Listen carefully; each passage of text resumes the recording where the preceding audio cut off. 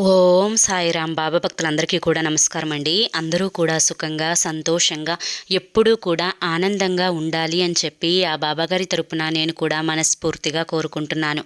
ఈరోజు బాబాగారు అందించే సందేశం ఏంటి అంటే కనుక, ఆలస్యం అమృతం విషం. క్షణం కూడా సమయం లేదమ్మా. ఒక ఆవిడ మీ ఇంట్లో తిరుగుతుంది. ఈ అదృష్టాన్ని నువ్వు త్వరపడి దక్కించుకో అని చెప్పి ఏదో తెలియని సందేశాన్ని ఈరోజు బాబాగారు మనకు అందించాలి అనుకుంటున్నారండి.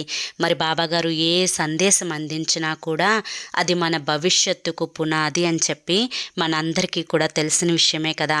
మరి ఎవరికైతే బాబాగారి మీద పూర్తి నమ్మకం, విశ్వాసం ఉంటాయో వారందరూ కూడా ఈ వీడియోకి ఒక చిన్న లైక్ ఇచ్చి వీడియోని వినడం స్టార్ట్ చేయండి. కింద కామెంట్ సెక్షన్లో ప్రతి ఒక్కరూ కూడా ఓం సాయిరాం అని కానీ లేదంటే చిన్న లవ్ సింబల్ కానీ టైప్ చేయండి. ఇక చాలామంది కూడా గురువుగారి గురించి అడుగుతున్నారండి.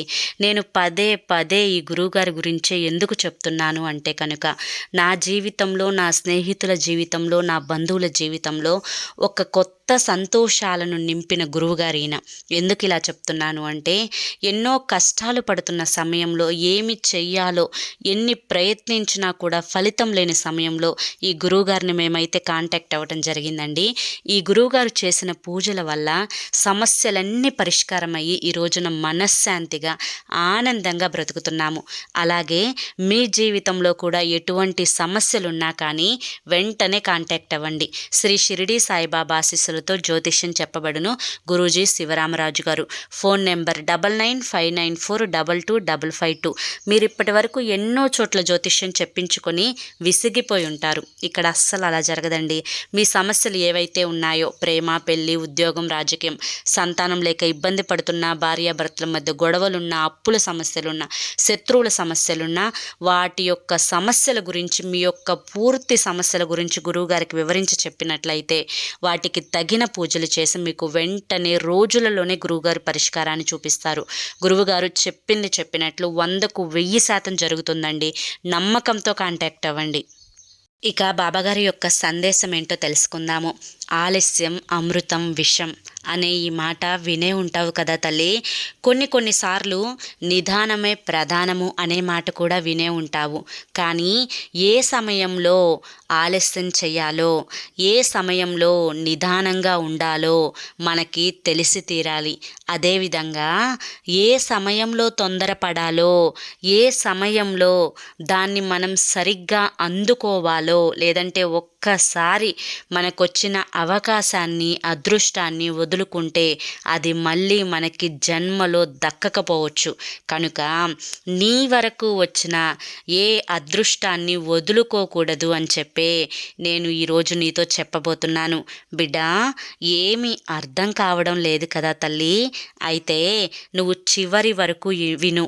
అలా వింటేనే అసలు నేను ఏం చెప్తున్నాను, నీ జీవితంలో ఎక్కడ ఏది చేస్తే నీకు అదృష్టం అనేది కలిసి వస్తుంది, ఏ ఏ పొరపాటుల వల్ల నీకు అదృష్టం అనేది దూరం అవుతుంది, ఇవన్నీ కూడా చెప్తాను.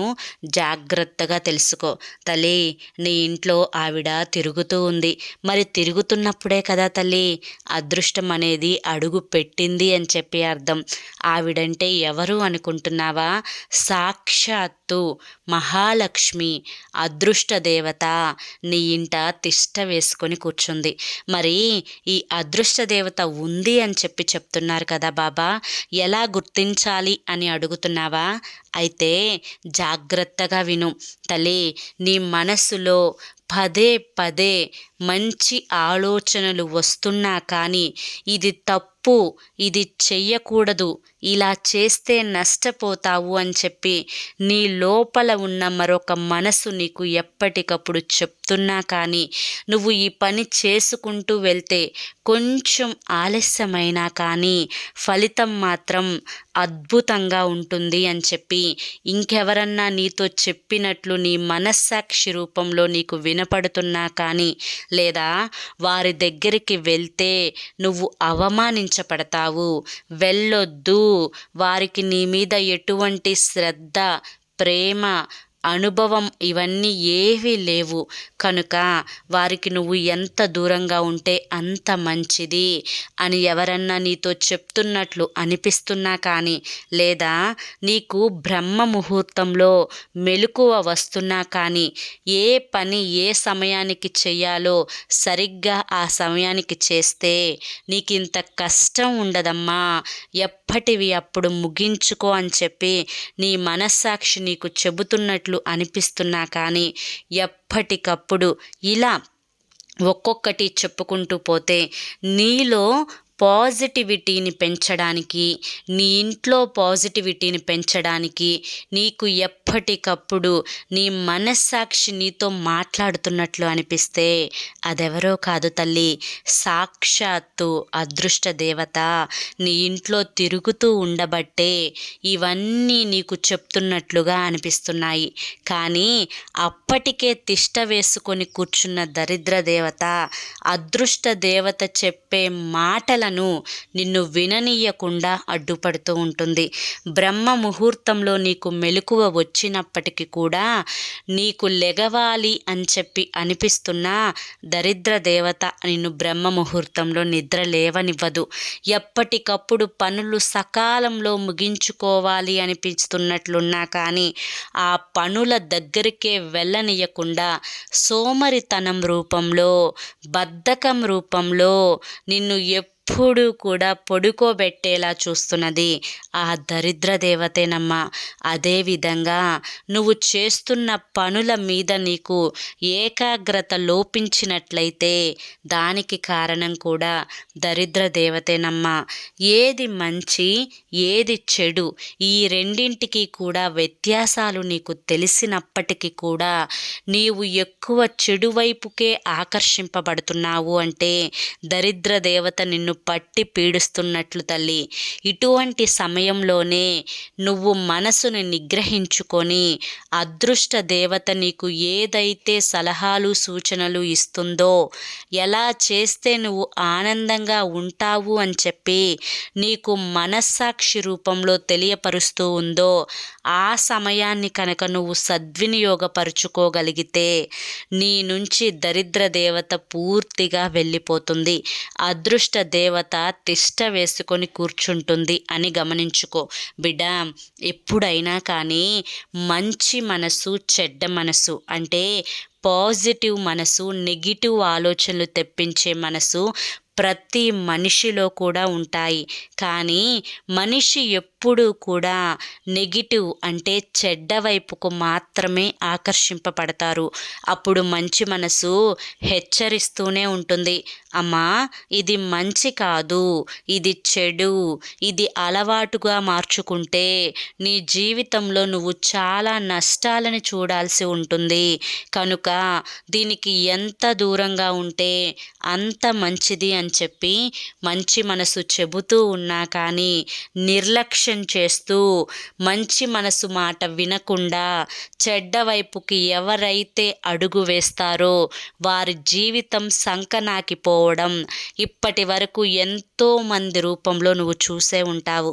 మరి నీ జీవితంలో అదృష్ట దేవత ఇస్తున్న సూచనలకు నువ్వు ఎందుకు తొందరపడడం లేదు?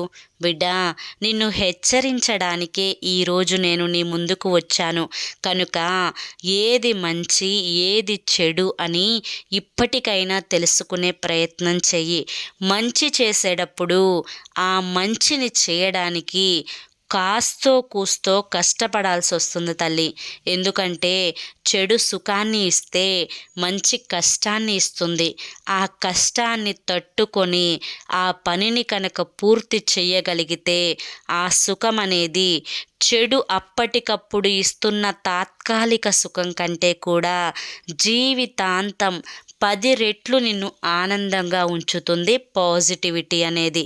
కనుక ఏది మంచి ఏది చెడు అని చెప్పి తెలుసుకొని నీ జీవితంలో నీ మంచి మనసు చెప్పే మాటలని వింటూ నువ్వు చెడ్డ మనసుని దూరం కనుక చేసుకోగలిగితే నువ్వు జీవితంలో అనుకున్న లక్ష్యాలన్నింటినీ కూడా సాధించగలుగుతావు అని గుర్తుంచుకో బిడ్డ. ఇప్పటి వరకు నేనేం చెప్పానో నీకు పూర్తిగా అర్థమైంది కదా.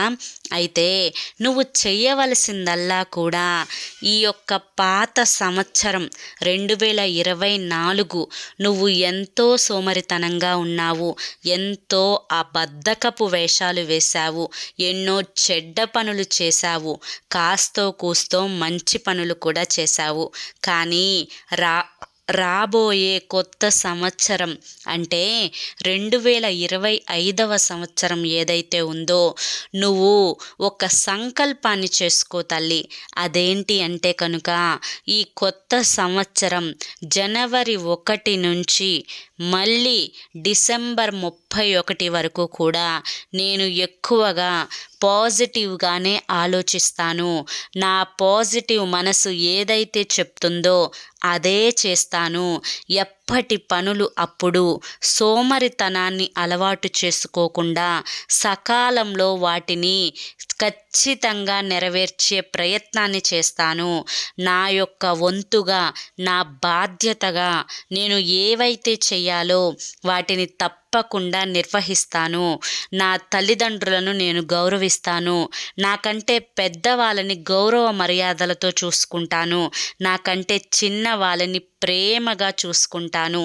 సంపాదించే ధనంలో పావలా వంతైనా కానీ 10 పైసలు వంతైనా కానీ దానం చేస్తాను. ఆ దానం నుంచి నేను ఏది ఆశించను ఫలితాన్ని.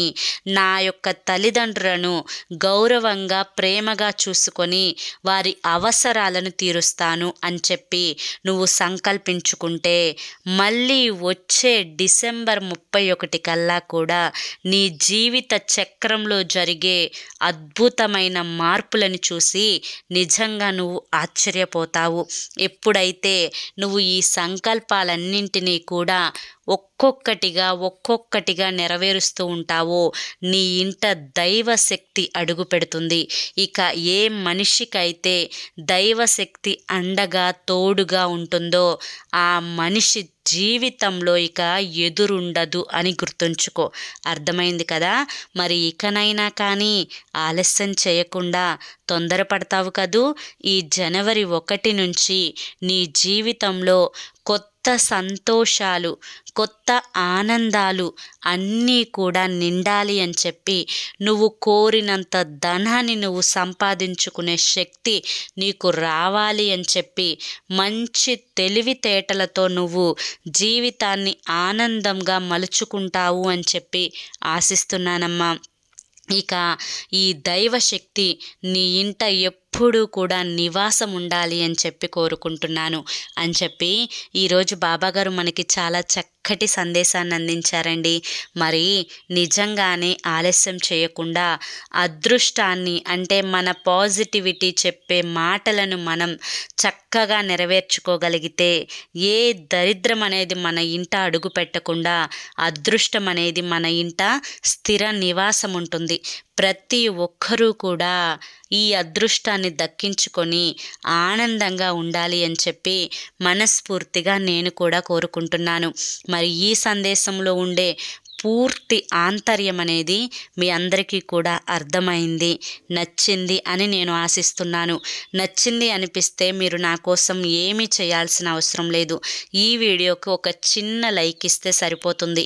కింద కామెంట్ సెక్షన్లో ఓం సాయిరామ్ అని చెప్పి టైప్ చేయండి. టైప్ చేయడం రాకపోతే ఒక చిన్న లవ్ సింబల్ కానీ లేదా ఒక చిన్న నమస్కారం సింబల్ కానీ టైప్ చేయండి. మొదటిసారి కనుక సాయి పిలుపు ఛానల్లోకి వచ్చినట్లయితే కింద బ్లాక్ కలర్లో సబ్స్క్రైబ్ అనే బటన్ ఉంటుంది. దాన్ని ప్రెస్ చేసి పక్కనే ఆల్ సింబల్ ఉన్న బెల్ని యాక్టివ్ చేసుకుంటే ప్రతిరోజు బాబాగారి సందేశాలు అనేవి మీకు నోటిఫికేషన్ రూపంలో వస్తాయి. ఈ కొత్త సంవత్సరంలో ఏ రాశి వారికి ఏ విధంగా ఉండబోతుందో కూడా మన ఛానల్లో కొత్త వీడియోలు అనేవి రాబోతున్నాయి. కనుక ప్రతి ఒక్కరూ కూడా సబ్స్క్రైబ్ చేసుకొని సపోర్ట్ చేయండి. మరి కొంతమంది బాబా భక్తులకు వీడియోని షేర్ చేయడం కూడా మర్చిపోవద్దు. రేపు మరొక మంచి సందేశంతో తప్పకుండా కలుసుకుందాం. అంతవరకు కూడా బాబా ఆశీస్సులు మీపై ఉండాలి అని చెప్పి మనస్ఫూర్తిగా కోరుకుంటూ సర్వే జన సుఖినో భవంతు. ఓం సాయిరామ్.